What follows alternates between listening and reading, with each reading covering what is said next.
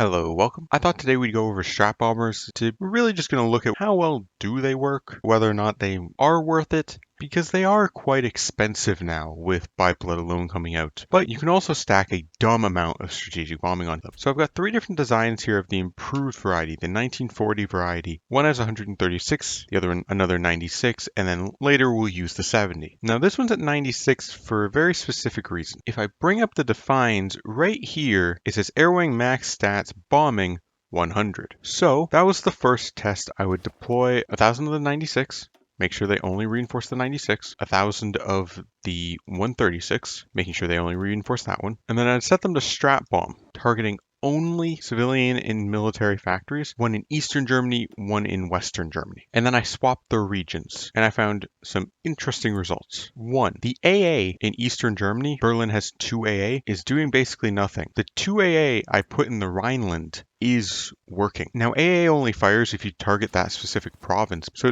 it's really weird that just no planes lost compared to planes lost. I'm not going to say this is a big deal here actually. I just think I let the second test run longer, and I'm really just going to ignore this, outside of the fact that it was weird that those two did have different amounts here and there. But when we look at the actual strat bombing damage done, we're seeing a bit of a difference. These are about an average, so they fluctuate a bit every day, and I was using instant construction to make sure we didn't run out of buildings. This one was fluctuating around 51, this one around 50, and then the same was happening and this gives you a slight advantage to the one with 132, but not nearly as big as you'd expect. If there was no cap, you'd expect a 40% difference in damage done. Instead, you're seeing a 2% and 6%, which is about 4%, which is the difference between 100, the cap, and 96 right here. So that cap definitely is sort of real. And then I thought about strategic destruction. Strategic destruction on the right side here gives 30% and then another 20%. Oh, and I also decided to use the total devastation spirit of the Air Force Command, another 10%. So I'm getting 60% on these bombers. So a bomber with 70 strat bombing ends up with 112, and a bomber with 96 ends up with 153. Those are both over 100, so they shouldn't have any difference, right?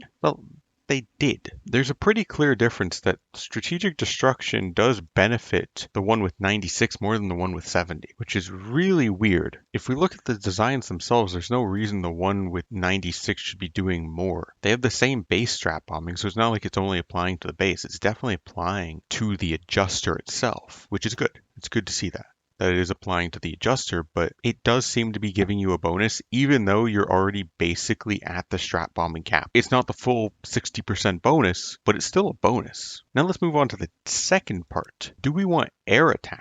So we have two bombers that have exactly 100 strat bombing. One is using its 2 extra slots to put a cannon defense turret and a heavy MG defense turret. This fills out its thrust without sacrificing any other stat. And then this one has 0. So the first problem we're running into is our very low agility. Obviously, strat bombers have really low agility, but if anything with at least 3 or more agility attacks this, we're going to get a minus 60% penalty to our damage output. That is crazy. So already, even though I've put 24 air attack on it, we've only effectively got 9.6 because we are going to take that penalty regardless of what we're attacking. So I did the same test as before, except for I put up 1,000 fighters. And we're going to go look at the German fighters. I made good German fighters. They've got good air attack, decent defense. These are short-range versions that you'd be using specifically for defending your own territory, not projecting power. And they do quite well against strategic bombers. And I'm not even comparing IC for IC, I'm just putting 1,000 up against 1,000. When you do that, the damage between air attack and no air attack, practically the same. Planes lost by region, practically the same. Disruption, practically the same. Enemy shot down, 16 versus 0. 1,000 strat bombers shot down 16 planes in 3 months. That is so beyond negligible. Like, we're paying 12 more IC to do nothing. So what is my conclusion? You should probably aim for about this plane. 70 strat bombing. 96 will get you slightly better results, but not substantially. It allows you to put on 2 armor plates. You can use all of the electronics that give you nice boosts. I am using self-sealing fuel tanks here.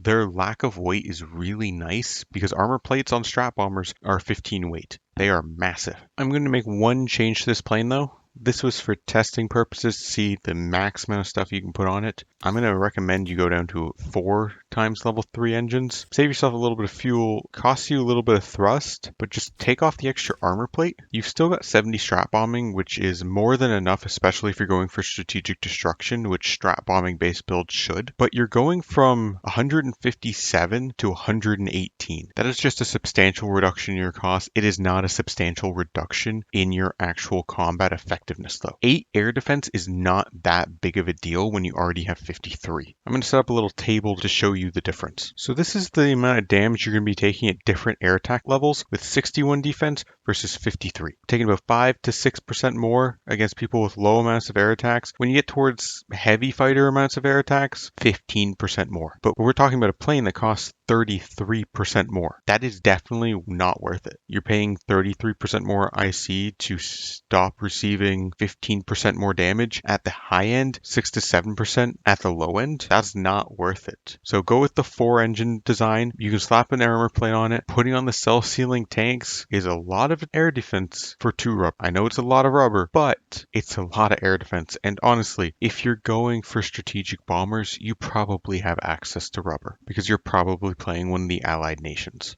So I still don't think having air attack on your strat bombers is worth it.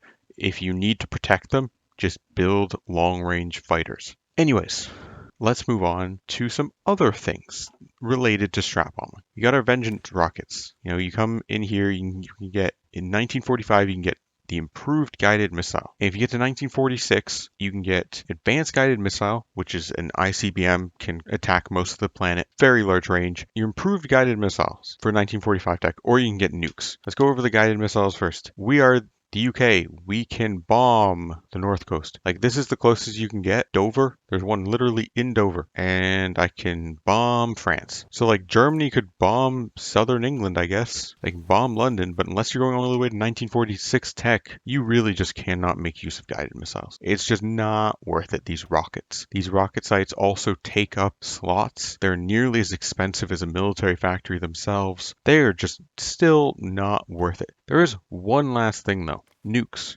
Nukes got buffed. So when you're strat bombing someone, the max you can get their war support down to is a minus 30% penalty. This is the max. Doesn't matter how long you sit at 30%, it will not go below 30%. However, nukes do not count as enemy bombing anymore. Count as something else altogether. If I drop a nuke right here,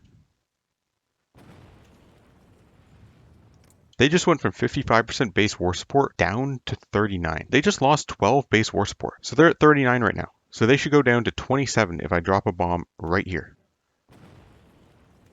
And now they're at 27. So you can now lower enemies' base war support by nuking them. Nukes are still very late game tech, but they did definitely get buffed quite a bit because base war support is nearly impossible to come by these days. You only have this one generic war propaganda and you can only do it if you have less than 50%. Don't forget, having poor war support also negatively impacts your stability, which has a lot of nice bonuses. Germany right now has minus 22% from war support because they're only at 26%. If we nuke them a couple more times, they now have 0% base war support, and that is giving them a minus 30% penalty to their stability. That is really hard to overcome. So, if you are running into late game situations, which I don't think you should very often, but let's say you are, having nukes are way more powerful than they used to be. And they actually have a purpose late game. Anyways, thank you for watching, and I will see you guys next time.